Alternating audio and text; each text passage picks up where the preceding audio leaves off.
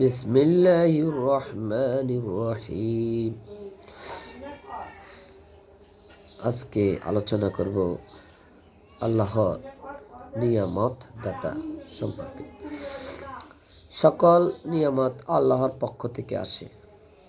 এ ব্যাপারে কোরআনুল কারিমে সূরা নাহাল 53 নম্বর আয়াতে বলা হয়েছে, ওয়ামা বিকুম মিন নি'মাতিন ফামিনাল্লাহি সুম্মা ইযা মাসসাকুমুদ দুররু ফা ইলাইহি তাসআরুন।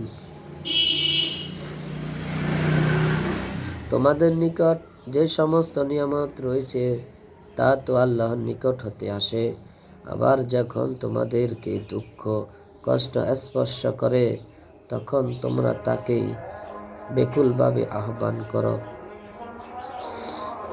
আল্লাহর নিয়ামত গুণে শেষ করা যাবে না।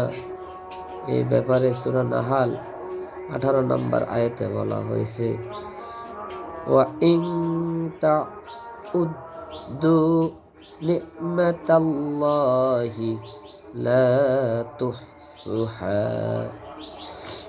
তোমরা আল্লাহর অনুগ্রহ গণনা করলে এর সংখ্যা নির্ণয় করতে পারবে না।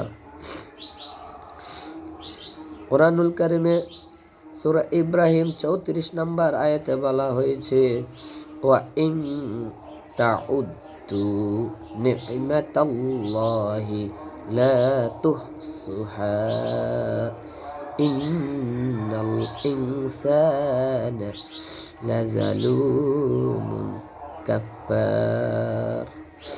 আর যদি তোমরা আল্লাহর অনুগ্রহ গণনা করো তবে তার সংখ্যা নির্ণয় করতে পারবে না।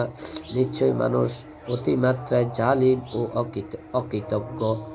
আল্লাহ পাক আমাদেরকে উক্ত আয়াতগুলা থেকে আমল করার তৌফিক দান করুক। আমিন। আসসালামু আলাইকুম।